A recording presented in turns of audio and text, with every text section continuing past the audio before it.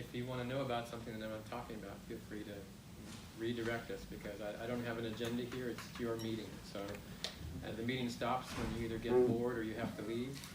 I'm here all day for you, so feel free to ask away, and don't feel shy about asking things. Let me see. I'm going to start off.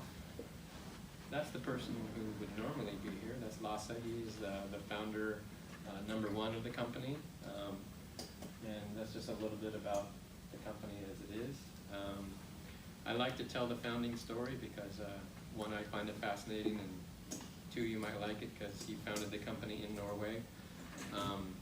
Lasse used to work for Sun Microsystems, or is anyone familiar with Sun Microsystems? They were a hardware manufacturer here in the Valley, and they also did a lot of software.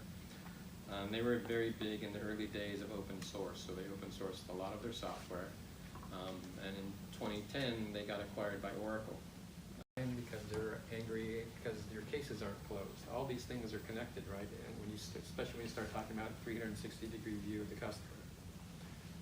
So identity doesn't enable all of these things by itself, but is the central point. If you don't know who they are and what applications they're using, what devices they have, what they purchased from you, or what they're using from you, if it's a service, then it makes it very difficult for you to understand your customer, because you have disparate systems that you have to go to try and figure out what that customer's experience is with your company. So that's one of the things that we really pride ourselves on, is our ability to bring all of that together and say, this is what's happening with your customer. Now you have the information to act on it. Make sense? Here, running the same protocol, and we can configure them to work together. That's the point of the protocol at the end of the day, is to have them work together. And you see this all the time. It's a version of what you see when you go log in somewhere from Facebook or Google. It says click here and log in with your Google ID. Well, that uses OAuth and OpenID Connect underneath the covers. And so in order for that to work, that vendor had to register with Google and say, I'm a trusted person, here's who I am, and I would like this information when they log in. So that's all standard protocols.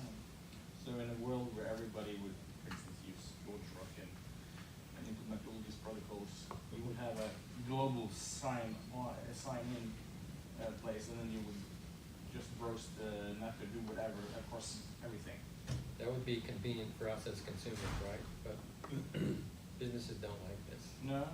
They want to own the user, and they want to have that's the biggest barrier to this. It's not technology, it's that the companies want to own their users and have a store about them and know what they're doing. They don't want to get that from someone else. Now, a lot of people do the Google because it's easy, right? And then they get some information from Google, but then what they do is they create another identity for them in their service, and then they keep track of all their specific data, and all they use Google for is the login. So that is certainly possible. But a lot of